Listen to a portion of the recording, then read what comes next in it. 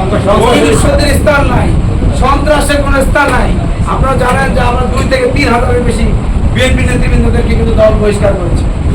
তাই আমি আপনাদেরকে বলবো, এই দলের দুর্নাম হয় এমন কোন কর্ম যদি কেউ করে, তার অডিও ভিডিও আমাদের কাছে দিবেন। দল তাদের বিরুদ্ধে সাংগঠনিক ব্যবস্থা গ্রহণ করবে, সে যত বেশি শক্তিশালী। ধন্যবাদ। আপনারা সকলে ভালো থাকবেন, আমার জন্য দোয়া করবেন, আমরা আপনার জন্য দোয়া করি। আমরা আপনাদের পাশে ছিলাম, আপনারাও আমাদের পাশে থাকবেন। আমরা একই দলের ভাই। আমার ভুল হলে আমাকে বলবেন যে ভাই আপনি ভুল হচ্ছে, উজ্জ্বলের ভুলের বলবেন, উজ্জ্বলের ভুলে বলবেন।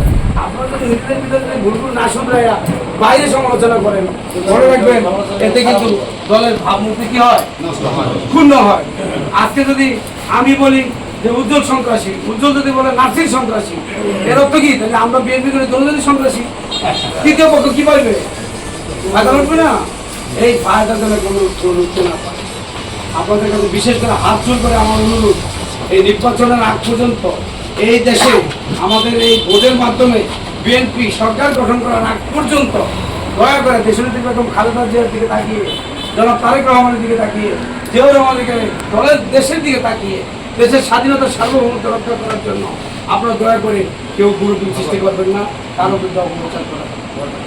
বিএনপি যাতে 10টা ভোট বাড়ে আপনার ব্যবহারে, সেই চেষ্টা করবেন।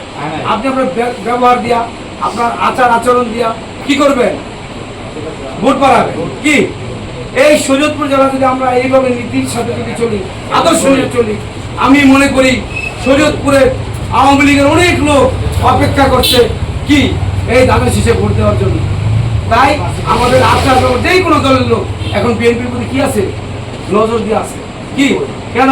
কারণ অনেক আওয়ামী লীগের নেতা কি বলে, আল্লাহ যা করেছে ভালো করছে। এই আমি আওয়ামী লীগ করে ত্যাগ স্বীকার করে ভাই আমি হাইব্রিডদের জন্য জায়গা পাই নাই, আমি আমার ভোটটা দিতে পারি নাই, ভাই আমার গজব করছে, বলেন আমাদের মধ্যে কি? ওই গজবওয়ালা লোকগুলো কিন্তু আগামীতে কি করবে? রাস্তা থেকে পয়সা দিতে হবে। কি আর যারা সন্ত্রাসী করছে তারা কিন্তু এলাকায় নেই, সব পালিয়ে গেছে। আবার ভদ্র আওয়ামী লীগ যারা আছে, কিন্তু এই দেশে আছে না, ঠিক আছে, বিএনপির সাথে মিশলো, তাদেরকে কি করবেন না, তাদেরকে পিছনের সারিতে রাখবেন। কারণ এখন